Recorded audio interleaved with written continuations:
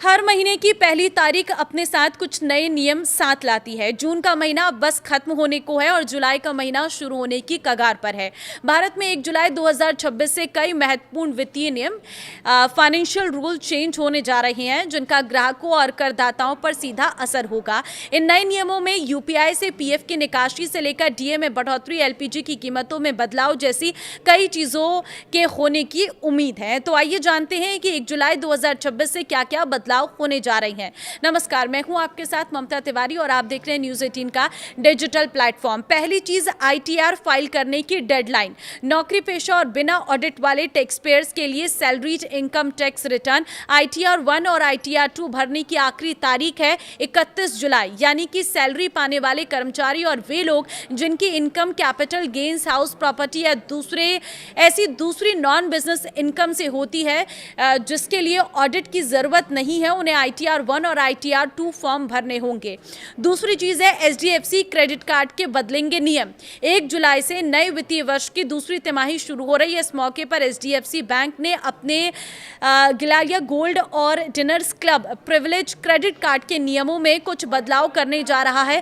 पहले लागू हो चुके कुछ बदलाव के अलावा 1 जुलाई 2026 से एयरपोर्ट लाउंज एक्सेस से जुड़े नए नियम लागू होंगे। कुछ बदलाव पहले ही लागू हो चुके हैं, जबकि 1 जुलाई 2026 से एयरपोर्ट लाउंज एक्सेस से जुड़े नए नियम लागू होंगे।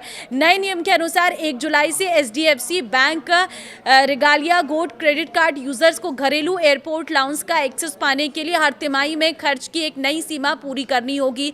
इस पॉलिसी के तहत ग्राहकों को अगली तिमाही में मुफ्त घरेलू एयरपोर्ट लाउंज एक्सेस पाने के लिए पिछली तिमाही में कम से कम, आपको बता दें, 60,000 रुपये खर्च करने होंगे। तीसरी चीज है, एलपीजी, सीएनजी और पीएनजी की कीमतों में संभावित बदलाव।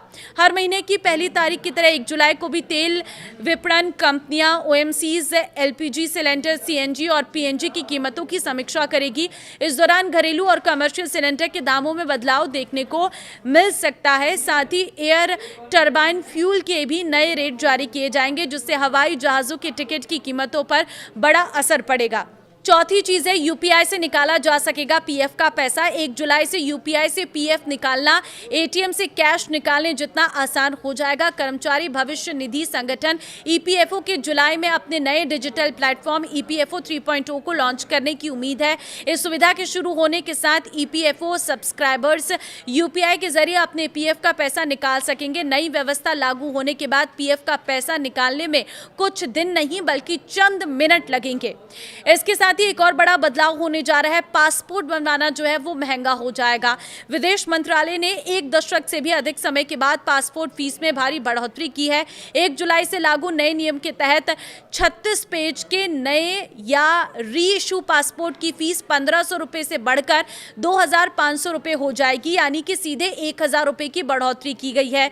वहीं तत्काल सर्विस के लिए अब पहले 3500 की जगह 5000 रुपए देने होंगे। अगर 60 पेज के जंबो पासपोर्ट की फीस की बात करें तो 6000 रुपए तक कर दी जाएगी। वहीं आपको बता दें कि रेलवे पेनल्टी के नियमों में भी बदलाव हो रहा है। 1 जुलाई से बिना टिकट यात्रा करने पर डबल जुर्माना देना होगा। नए नियमों के तहत जुर्माने की राशि को 250 रुपए से बढ़ाकर 500 रुपए किया जा रहा है। साथ ही अब से अगर कोई पुरुष महिला कोच में सफर करते हुए पाया गया तो उस पर 2500 रुपए का जुर्माना लगाया जा सकता है। और एक और बड़ी खबर यह है कि फ्री में अपडेट होगा आपका आधार।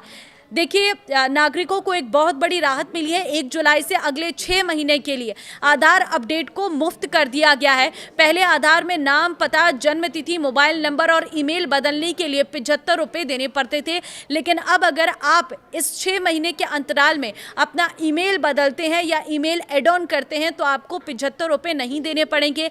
ये भी बता देती हूँ कि ये सुविधा सिर्फ और सिर्फ आधार मोबाइल ऐप के लिए ही है। अगर आप वेबसाइट से या आधार सेंटर पर जाकर कोई बदलाव करवाते हैं तो वहां पर आपको फीस देनी पड़ेगी। अगर आप आधार मोबाइल ऐप से कोई बदलाव करते हैं तो उसमें आपको 75 रुपए की फीस नहीं देनी पड़ेगी। तो ये वो बड़े बदलाव हैं जो 1 जुलाई से लागू हो रहे हैं। इस वीडियो को सबके साथ शेयर कर दीजिए ताकि सभी लोग इन बदलावों के बारे में पहले से ही जान सके। आपको क्या लगता है इन बदलावों के बारे में? अपनी राय भी जरूर दें। नमस्कार।